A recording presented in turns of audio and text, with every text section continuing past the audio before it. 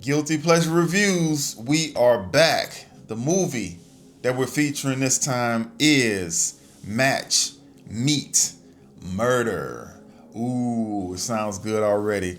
This movie was released in 2025.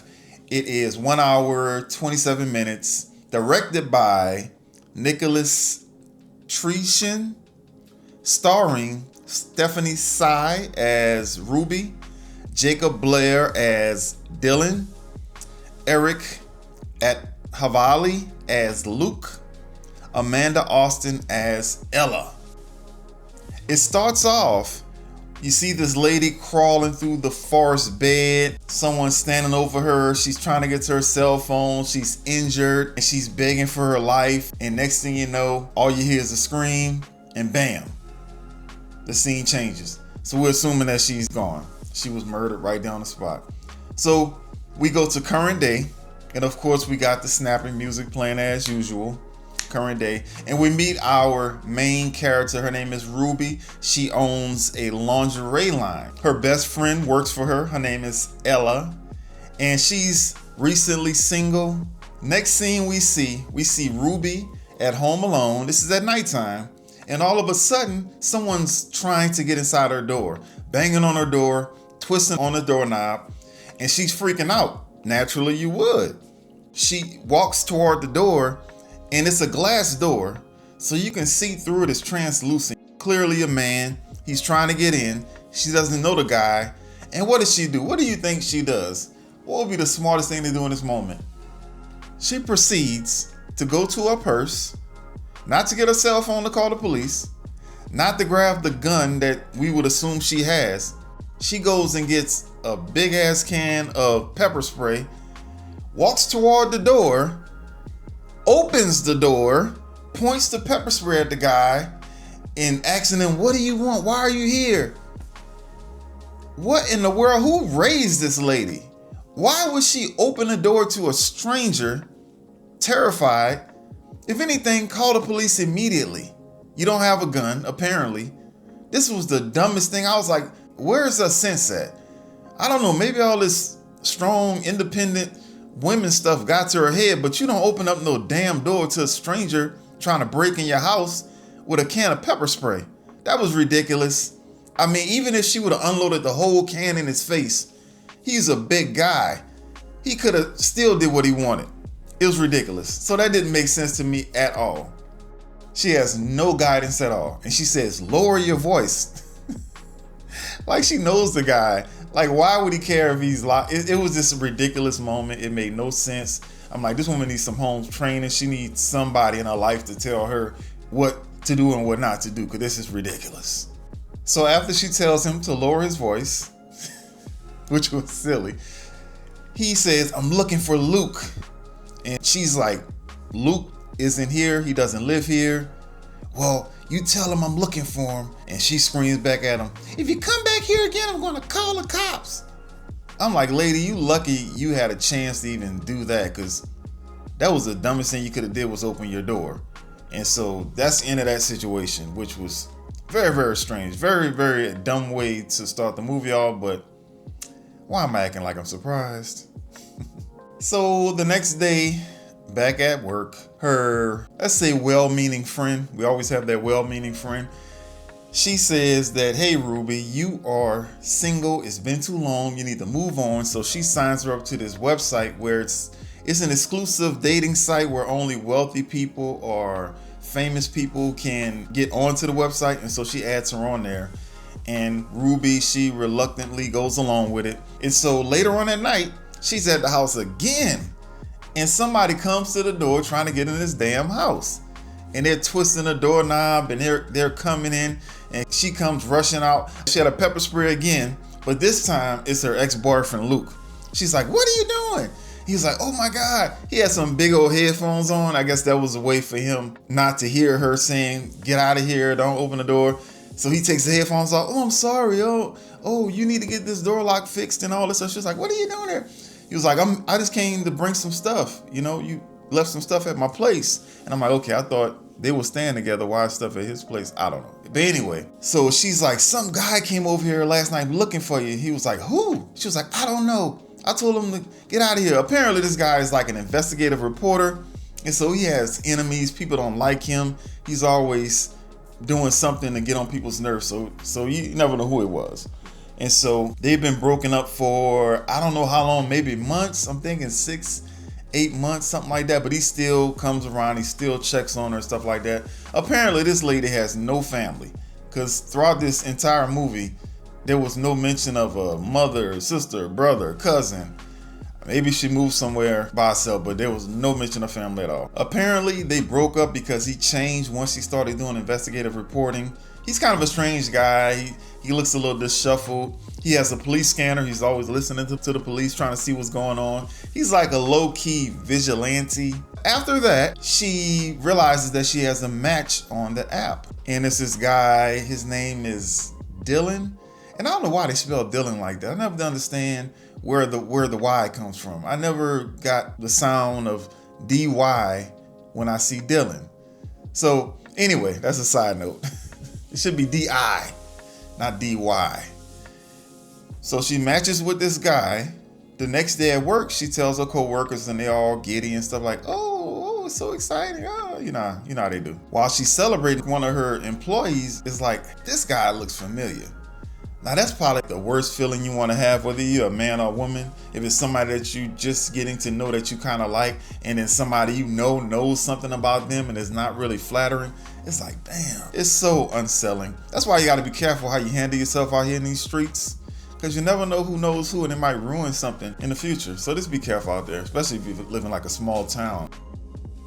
This guy was on a reality show called Marry My Millionaire, and he got engaged on the show. And it's a quick process. I think they go on one date, and they maybe get to know each other off camera. That's what they were saying. And he proposed to this lady, and she was like, oh yeah. And then of course Ruby's like, oh man. And this was recently, so it's like, what the hell going on? And so she's very disappointed. She doesn't know what happened with him and his fiance. So she decides to go on a date anyway. And when she meets him, they seem to be getting along pretty good.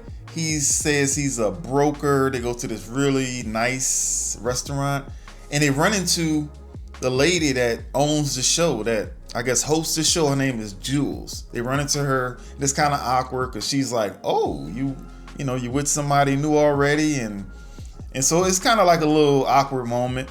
But they're getting along really, really well. And he actually comes clean about being on the show. And she comes clean about saying that she knew he was on the show. So that's a good way to start off, with the honesty. So like I said, they're getting along pretty good. I don't want the night to end. You know how that goes. And so they end up going back to his place. And this dude straight up lives in a mansion. I mean, it makes sense. He's a millionaire.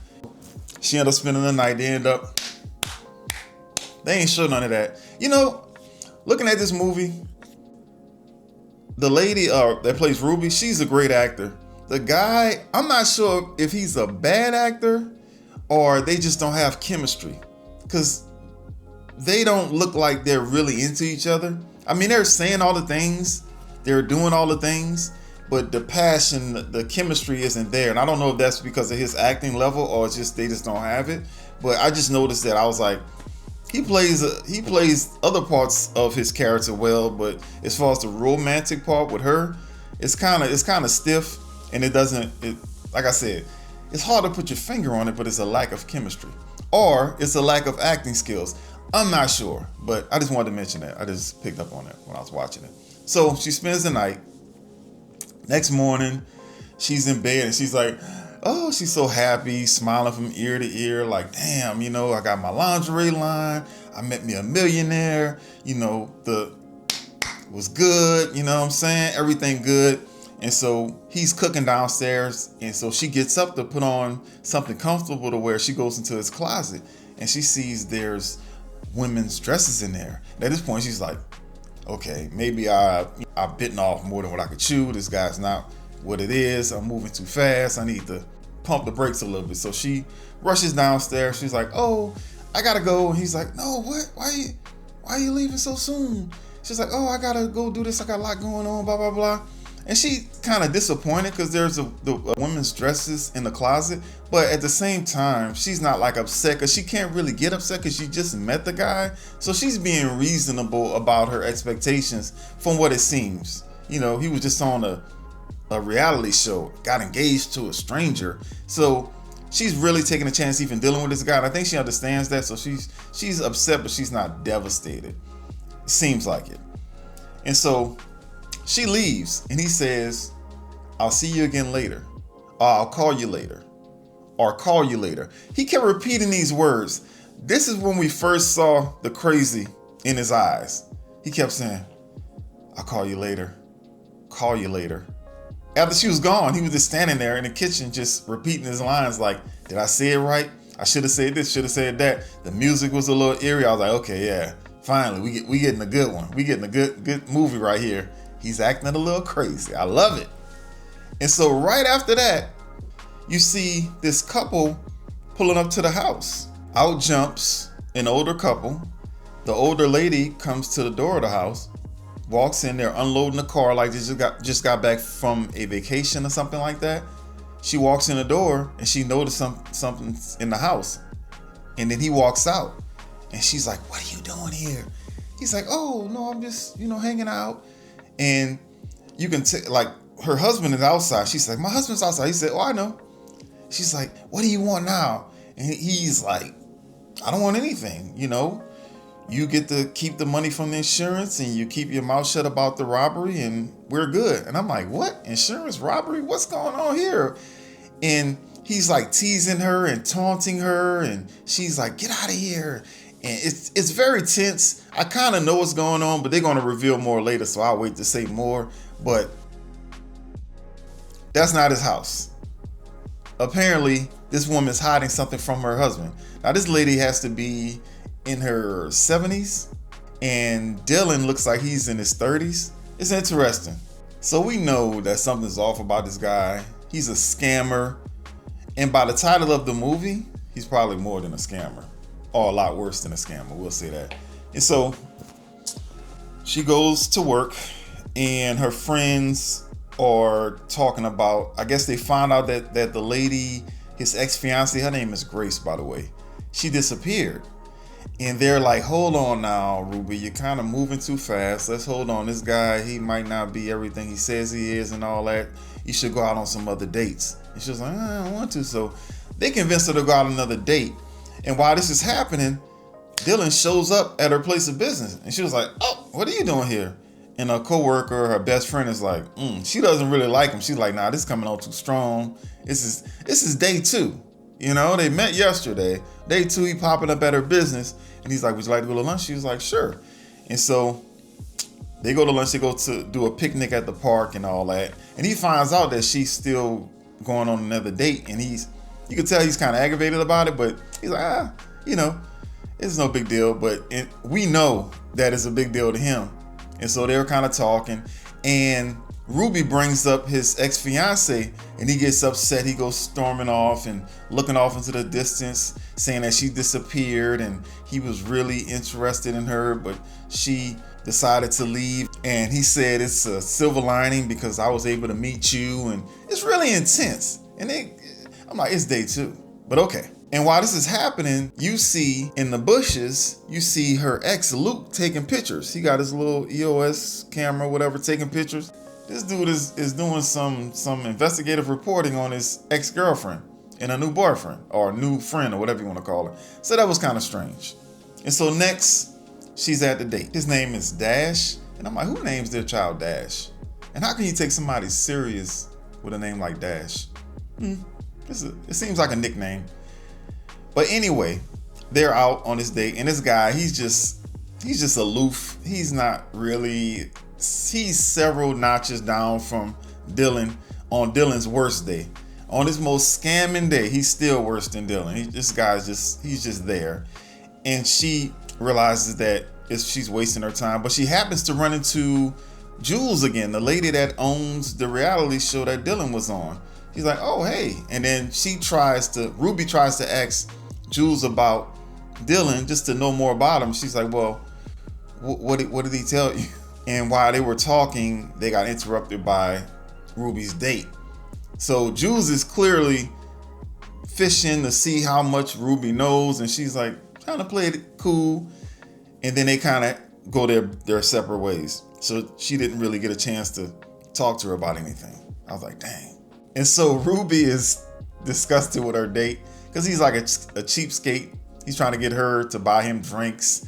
And so she leaves. The next day, Luke shows up at her house and he's like, hey, I seen you at the park yesterday with that guy. She's like, what are you doing? Why are you following me? He was like, it's a public place, Ruby. I can go anywhere I want. I guess he's right. And he was saying, be careful. Where did you meet him? You don't know people. He's being real paranoid. It's like part of me seems like he really just cares about her. And a small part of me seems like he wants to be with her, but he seems like the type that would have been okay with not being with her. So I'm kind of confused about his feelings. I don't know what his true feelings are, but he's stalking and stuff. And she's like, stop following me, all of that stuff. And so Dylan is coming over for dinner, I believe. And so you got to go, get out of here. He's like, okay. Later on that night, Dylan and her are talking at dinner. He says something to her, and in the right circumstances, when somebody says this, it's romantic, it's exciting, it's intriguing. But he said, I want to know everything about you. And the way he said it, it sounded like I want to know everything about you so I can scam you, take advantage of you. But it can be easily taken as something like, I want to know everything about you.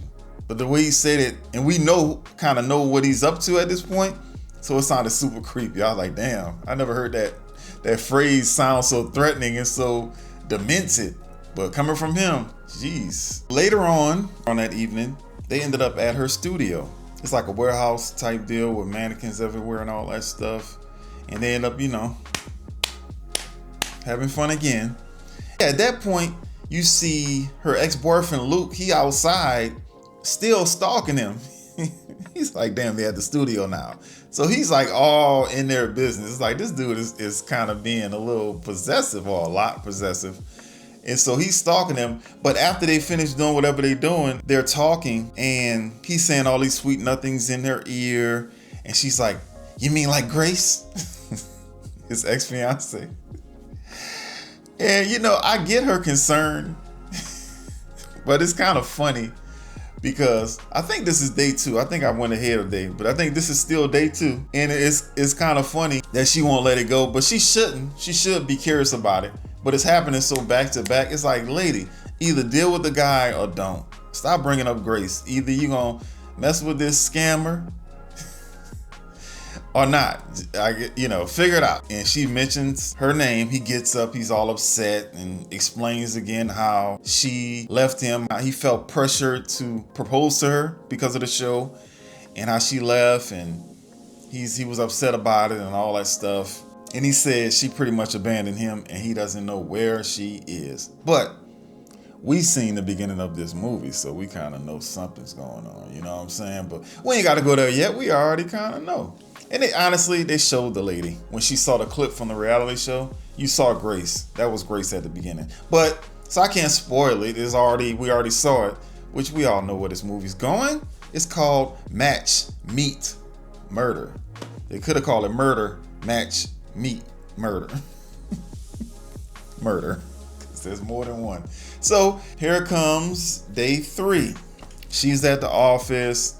She gets this delivery. It's a beautiful bracelet. Oh, her co-workers, they're going crazy. Oh, they all like, oh my God, oh. You know how they do. And her best friend Ella's like, Ruby, this is a little too much. And she's kind of being a Debbie Downer, and Ruby's upset. You don't understand.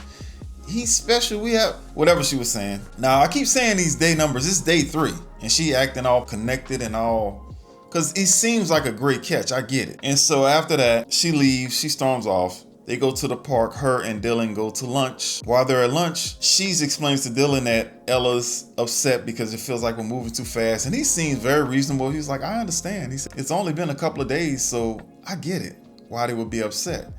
And then Ruby's like, well, she's not the only one. And he's like, who? Who else?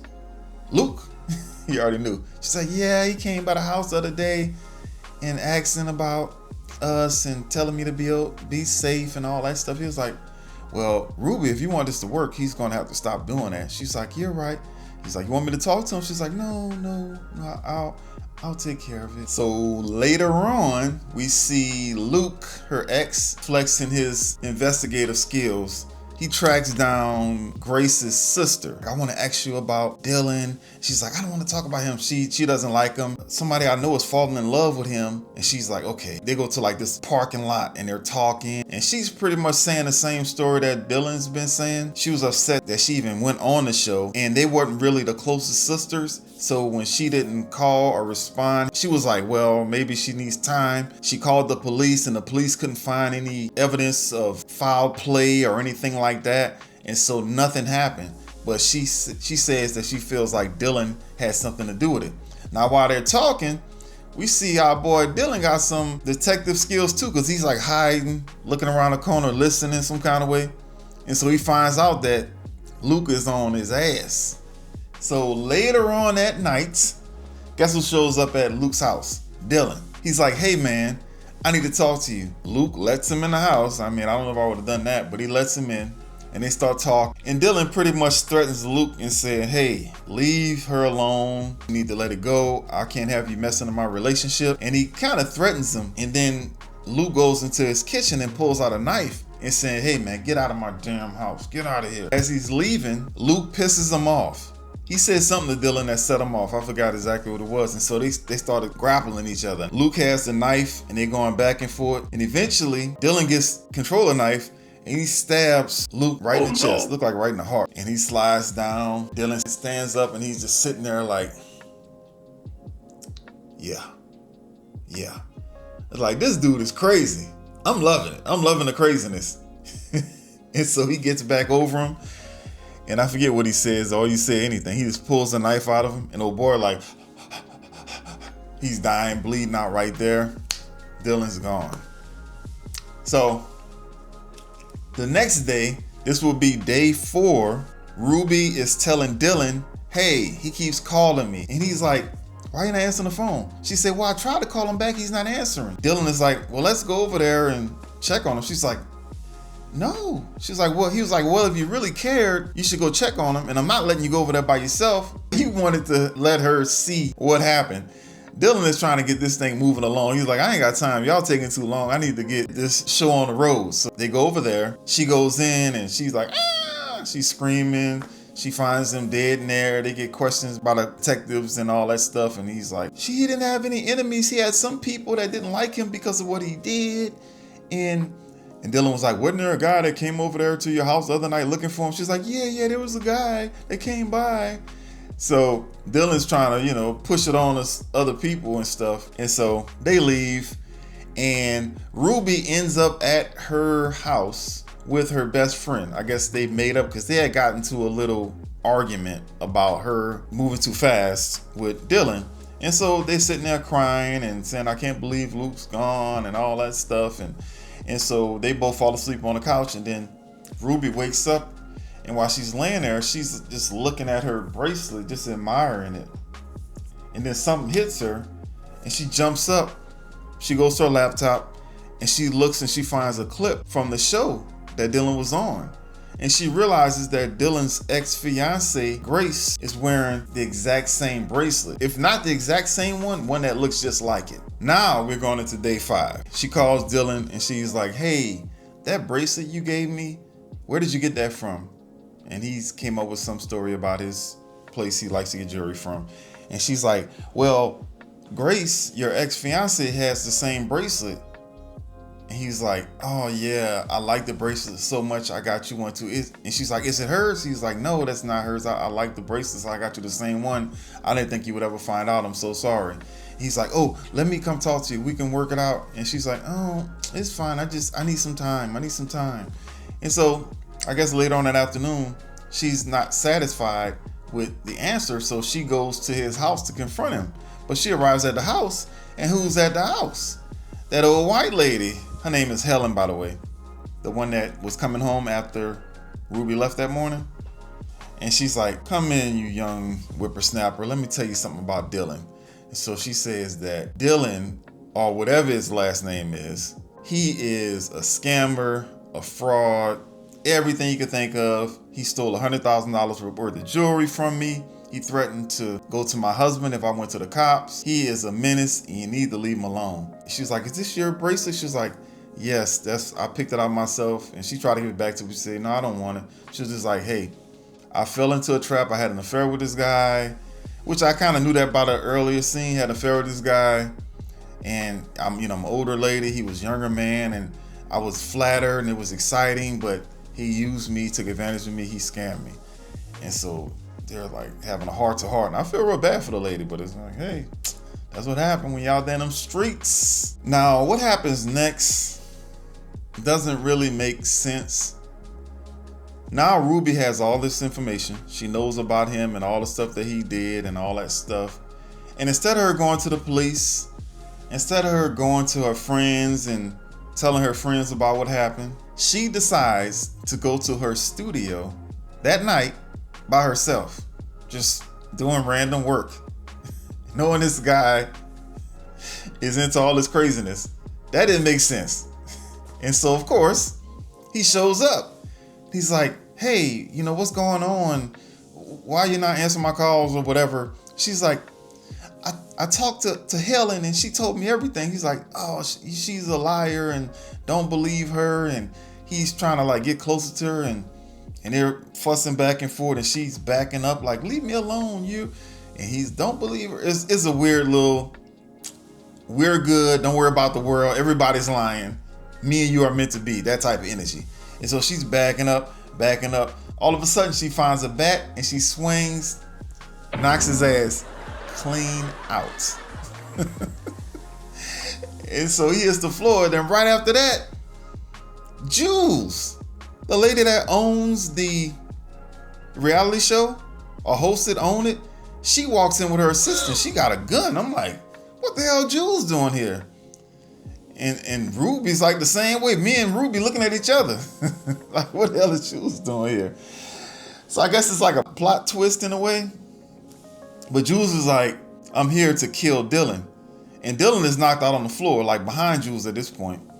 And she's like, well, I kill him. Just go to the police. She's like, I'm not going to the police because I have a reputation and I won't be able to do another reality show. So apparently she's worried about her reality show reputation. If some fraud scammer came on her show and did something to one of the guests, because Jules believes that Dylan did something to his ex-fiancée also, but nobody has any proof.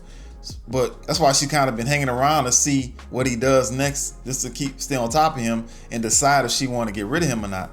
And so she decided she need to get rid of this guy. And so she came there to kill him. I mean, she should have just shot him right there. But I guess at this point, Ruby's kind of like, no, I don't want any parts of this. So she's debating if she got to kill Ruby too. Because Dylan was right down the floor. She could have killed him and done with it. So she's kind of advancing on Ruby. And then, I can't lie to you, Ruby became extremely intelligent. She's done one of the smartest things. I was like, oh my God, I'm very impressed. While Jules is like walking up on her with the gun and saying how dumb she is. And she thought she was smarter than that. And this is happening. Ruby realized that Dylan is starting to wake up. But Jules doesn't see this. And so she starts to say, well, you don't know him. He's a good man and you got to give him a chance. Like she starts taking up for Dylan, knowing that Dylan can hear her. She uses Dylan to attack from behind. So Dylan just pops up behind her, grabs the gun out of hand and says, bye, Jules. Shoots her at bam. Then Ruby, she runs off. That was very smart, Ruby. But she runs off into another part of the warehouse. This room is covered in mannequins with the sheets over them.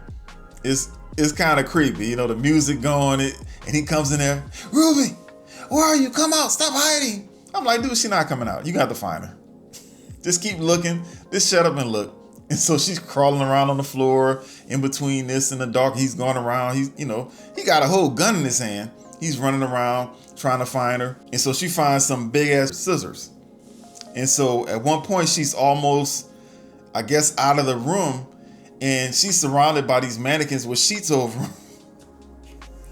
And so she, instead of her leaving out of the room, because she could have left at this point because of the positioning of everything, she sees a mannequin and the sheets over it, and she, some kind of way she got in a trance, and she walking up to this mannequin with the sheet over it.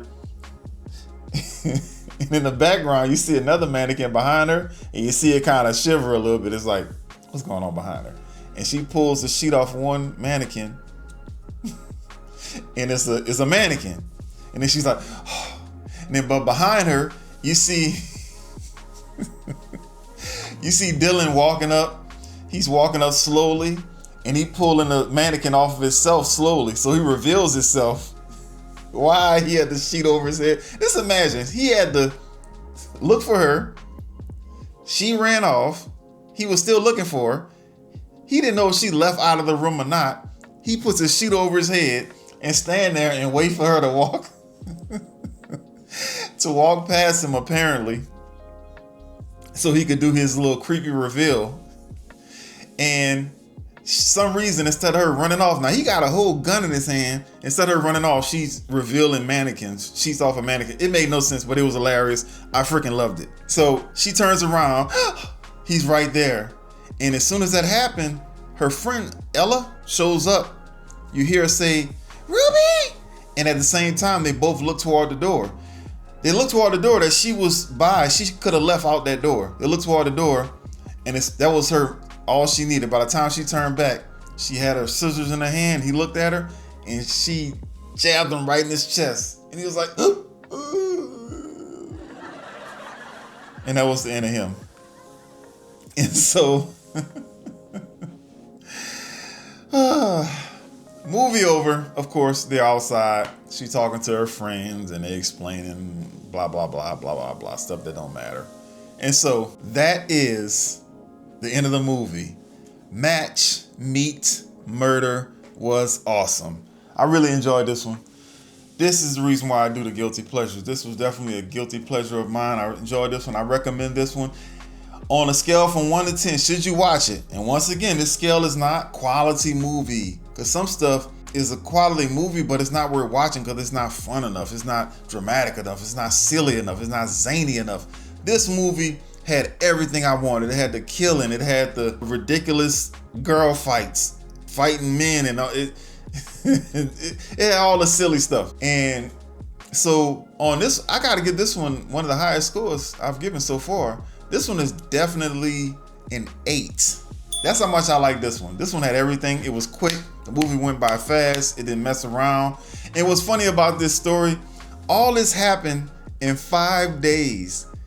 You know, sometimes with these movies, they have a lot that go on in a very, very short time. And sometimes they stretch it out for months. But this one, they didn't play around. Anyway, thank you for watching this episode of Guilty Pleasure Reviews. And I will see you on the next one.